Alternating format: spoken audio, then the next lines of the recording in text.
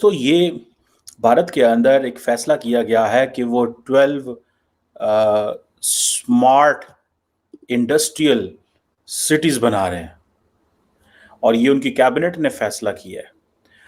और ये जो 12 नए प्रोजेक्ट्स हैं, ये इनका एक national industrial corridor development programme है, जो कि जाहिर बात है अरबों रुपए की लागत से ये प्रोजेक्ट्स कर रहे हैं।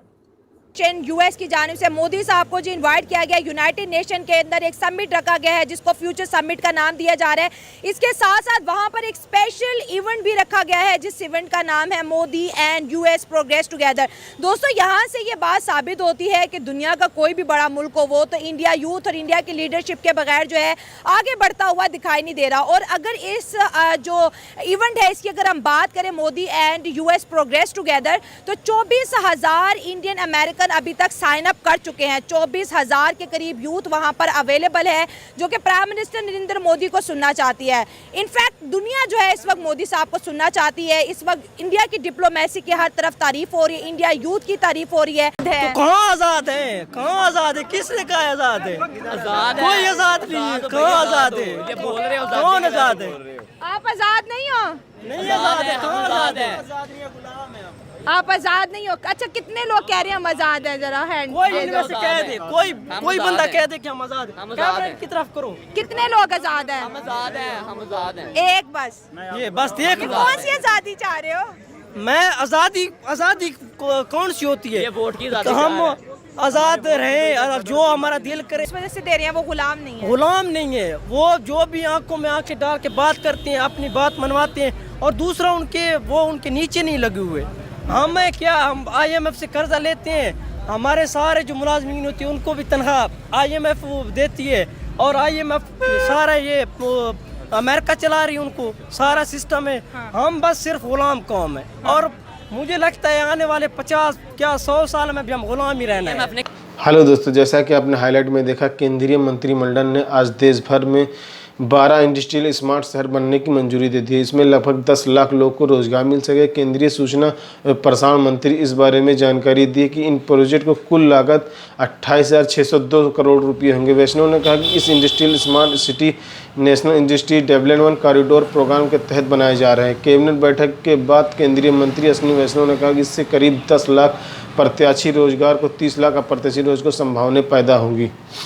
आज दुनिया भर से मैन्युफैक्चरिंग गतिविधियों भारत की ओर से शिफ्ट हो रहे हैं, चाहे इलेक्ट्रिसिटी हो, मैन्युफैक्चरिंग हो, मोबाइल मैन्युफैक्चरिंग या डिफेंस मैन्युफैक्चरिंग, ये सभी भारत की ओर शिफ्ट हो रहे हैं। कॉरिडोर ये औद्योगिक क्षेत्र के परियोजनाओं के उस बदलाव को तेजी करेगा। तो दोस्तों चलिए देखते हैं कि पाक मीडिया इस वीडियो पर क्या रिएक्शन देते हैं, उनका क्या कहना है इस वीडियो पर। ये बड़ी इंपॉर्टेंट चीज़ है कि जब आप स्मार्ट सिटी बनाएंगे या इंडस्ट्रियल स्मार्ट सिटी बनाएंगे, तो आप बेसिकली एक इकोनॉमिक ग्रोथ को प्रमोट करना बेहतर होगी। वहाँ टेक्नोलॉजीज होंगी, डाटा एनालिसिस होगा। वहाँ पे दुनिया में बहुत सारे ऐसे मुल्क हैं जिनके अंदर स्मार्ट इंडस्ट्रियल सिटीज़ हैं और वो बड़े ज़बरदस्त तरीके से चल रहे हैं। और मुझे ऐसे लग रहा है कि इसका जो अल्टीमेट फ़ायदा है वो ये होता है कि आप तमाम बिजनेस को इकट्ठे कर लेते हैं और एक इकोसिस्टम क्रिएट करते हैं जहाँ पे लोग आके कारोबार करना चाहें। मेरा ख्याल है this is what Pakistan government should do. Pakistani government को हमने इससे पहले छोटे-छोटे बनाए हैं, छोटे-छोटे शहर बनाए जिसको हमने कहा जी कि ये हमारे जो है ना इंडस्ट्रियल यूनिट्स हैं, लेकिन वो चल नहीं सके। शायद वहाँ पे हमने कोशिश की कि बहुत सारी जो इंडस्ट्री थी उसको वहाँ पे लेके आया जा सके। मेरे ख्याल है ये तब चल सकता है अगर वहाँ से पीछे से इन्वेस्टमेंट भी आए। जैसे फॉर एग्जांपल इंडिया के अंदर डिज्नी और रिलायंस ने तकरीबन $8.5 बिलियन का मर्जर किया। इसके डिज्नी और रिलायंस के मर्जर से सारी बात है, सोनी हो, नेटफ्लिक्स हो, वहाँ पे अमेजोन हो और बहुत से जो टीवी चैनल्स हैं, जो स्ट्रीमिंग सर्विसेज हैं, उनका भट्टा तो बैठेगा। जिसमें एक है इंडिया का अदारा, उसे बोलते हैं कंपटीशन कमीशन ऑफ इंडिया, जिसने बहुत पहले वार्निंग भेजनी शुरू कर दी। लेकिन क्योंकि रिलायंस बहुत बड़ी चीज़ है, डिज्नी भी बहुत बड़ी चीज़ है और ये मर्जर आप किसी को इसलिए नहीं रोक सकते कि दूसरे के लिए प्रॉब्लम होगा। लेकिन इट्स एन $8.5 बिलियन का ये मर्जर है। It's a lot of money. आप देखिए, आप स्मार्ट इंडस्ट्रियल सिटी तब बनाएंगे जब, जैसे फॉर एग्जांपल जापान का एक ग्रुप है जिसे बोलते हैं डाइसो, वो तकरीबन 200 स्टोर इंडिया के अंदर खोल रहा है। 200 स्टोर, ठीक है।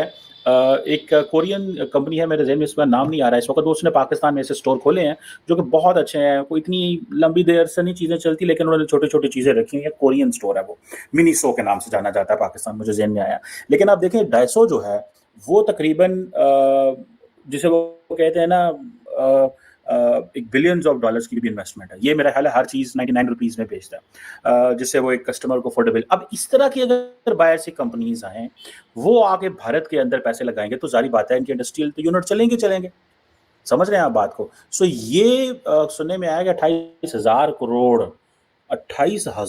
करोड़ रुपए है, जिससे इंडिया की जो मैन्युफैक्चरिंग पावर हाउस है उसको बेसिकली रिवैम्प करना है। ये है, देखें हमने चाइना से क्या हुआ, देखें चाइना से हमने कारोबार शुरू किया।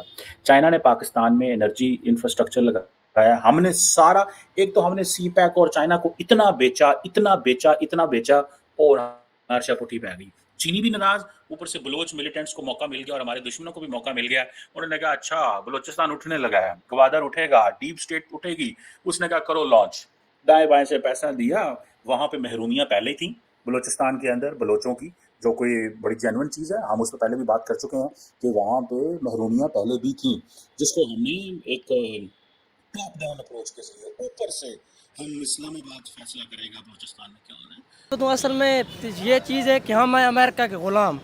जो भी हमारा वज़ीर आज़म बनता है, जो भी हमारा सदर बनता है, वो पहले वज़ीर आज़म अपना अमेरिका से मशावरत करते हैं, फिर हमारा वज़ीर आज़म बनता है। जो इंडिया वाले, जो भी उनका वज़ीर आज़म सदर बनता है, वो आँखों में आँखें डाल के अमेरिका के ख़िलाफ़ भी खड़े हो जाते हैं, उनसे बातें भी करती हैं। इसलिए उनकी पूरी अक़वाम मुत्तहिदा में, पूरी दुनिया में उनकी इज़्ज़त है। हमारा क्या है, हमारा तो जो अपना क्या आर्मी चीफ बनता है वो भी अमेरिका का ग़ुलाम होता है। उसको भी अमेरिका का पहले अमेरिका उसको मैनेज करती है, कहती है कि इसको बनाओ, इसको बनाओगे तो फिर बनोगे। जो हमारा वज़ीर आज़म बनता है उसको भी हम अमेरिका के पिट्ठू होते हैं। जो बात अमेरिका की नहीं मानती वो बहन, तो आप देख लो, जिस तरह इमरान खान को अंदर डाला, इमरान खान को जिस तरह इन्होंने अंदर डाला हुआ है, वो किसने कहा? अमेरिका ने कहा है ना। अब वो पहले भुट्टो के साथ जो हमने किया था वो भी सारा अमेरिका की वजह से हुआ है। अब वो अगर ओवरऑल बात की जाए तो सारे हम है ग़ुलाम कौम, नीचे से लेकर ऊपर जो भी ऑफिसर बैठे सारे गुलाम दर गुलाम है। अब हम यूनिवर्सिटी में पढ़ते हैं, वो जो काउंसिल का बंदा है उसकी बात सुनते हैं, दूसरे की बात नहीं सुनते। इसी तरह हमारा जो ये भी हमारा मसला है ना, अब जिसकी थोड़ी सी पावर है उसकी बात सुनी जाती, दूसरे की नहीं सुनती। आप ऐसे चौक के पास जाओ, किसी और बंदे के पास जाओ, वो तब तक बात ही नहीं सुनता जब तक। अमेरिका हमें इनवाइट करेगा? इनवाइट का तो मैं नहीं कह सकता। अमेरिका इधर से कमा भी तो रहा है, पाकिस्तान से कमा भी तो रहा है। इनवाइट का मैं नहीं कहता, लेकिन वो वैल्यू हमारी गुलामों वाली होनी। मोदी कोई वैल्यू इस वजह से दे रहे हैं, वो गुलाम नहीं है। गुलाम नहीं है वो, जो भी आंखों में आंखें डाल के बात करते हैं, अपनी बात मनवाते हैं, और दूसरा उनके नीचे नहीं लगे हुए।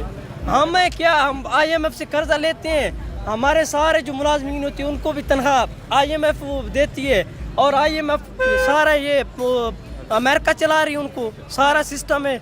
हम बस सिर्फ गुलाम कौम है, और मुझे लगता है आने वाले 100 साल में भी हम गुलाम ही रहना है। अब जिस तरह ओवरऑल जो भी आप देख लो, हमारे पाकिस्तान में कितने हालात आपका आजकल गलत हो रहे हैं, वो सिर्फ इसी वजह से हैं। अवाम चाहती है कि कोई अच्छा बंदा है, कोई अच्छा नहीं आ रहा। अब हमारे वज़ीर आज़म को देख लो, जो बैठा हुआ है, वो क्या उसको चेरी ब्लॉसम और क्या क्या पता नहीं उसके लिए वर्ड इमरान खान यूज़ करता है, वो इसी वजह से करता है ना। भाई उठा लेंगे तो क्या होगा, उठा खैर है, कुछ नहीं होता।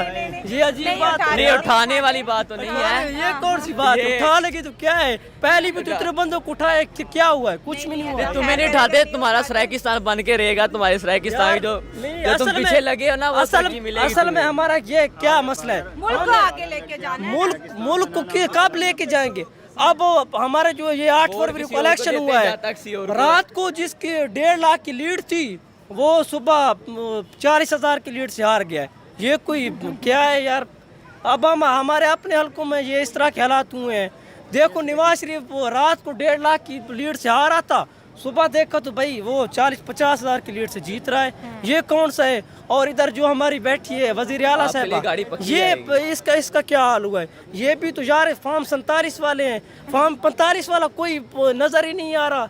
हमारा अभी तक इलेक्शंस में ही आप जो है अटकी हुई है, फॉर्म 45, फॉर्म 47 यही चीजें चल रही हैं। डेवलपमेंट, मेरी बात सुनो, जब वो फॉर्म 47 और 45 का मसला नहीं हल होगा तो पाकिस्तान का मसला कैसे हल होगा? आप मुझे बताएं ना। जब वो हमारे इलेक्शन ही साफ नहीं होते तो फिर हमारा ये आगे क्या सिस्टम ठीक होना है? नहीं होना ना। तो फिर जब हमारा वजीर आज़म सदर आर्मी चीफ वो अमेरिका का गुलाम होगा तो फिर वो आगे हमारा मुल्क कैसे तरक्की करेगा? नहीं करेगा ना। अब दोबारा IMF सर अगर हम गुलामी से, जैसे आप जज्बाती बातें कर रहे हैं कि अमेरिका की गुलामी हमें नहीं मंजूर, आज अगर हम ये सब चीज़ें उनकी शराइत मानने से इनकार करते हैं तो हमारा मुल्क तो डिफ़ॉल्ट की तरफ चला जाएगा। हुक्मरानों की भी तो मजबूरी है ना। मैं ये बात ठीक। तो दोस्तों, जैसा कि आपने वीडियो में देखा, केंद्रीय मंत्री वैष्णव ने 12 शहरों में केवल 11 नाम का खुलासा किया और आखिरी नाम न बताने के कारण हरियाणा और जम्मू कश्मीर में आगामी विधानसभा चुनाव के कारण लागू आदर्श आचार संहिता बताया। उन्होंने ये भी बताया कि केंद्रीय मंत्रिमंडल पूर्वोत्त राज्यों ने अपनी पन बिजली विकास के लिए 4136 करोड़ रुपये को इकट्ठा समर्थन को भी मंजूरी दे दी है। इसके अलावा रेलवे के 3 परियोजनाओं को भी मंत्रिमंडल की मंजूरी मिली है। जिन प्रोजेक्ट को मंजूरी दी गई उनमें जमशेदपुर लिया है, असनोला सुंदरगढ़ जिले से साराडोक से रायगढ़ जिले भालूमान तक के लिए 37 किलोमीटर लंबी नई डबल इंजन बरगण रोड, व्यापार के उड़ीसा तक के लिए 138 किलोमीटर लंबी लाइन शामिल है। इसके अलावा केंद्रीय मंत्री ने ये का भी बताया कि कैबिनेट ने देश भर के 234 शहरों में निजी MF रेडियो 734 चैनलों का नीलामी की भी मंजूरी दे दी है। तो दोस्तों, वीडियो कैसा लगा अपनी राय कमेंट बॉक्स में ज़रूर दें। वीडियो पसंद आए तो लाइक और सब्सक्राइब करना ना भूलें।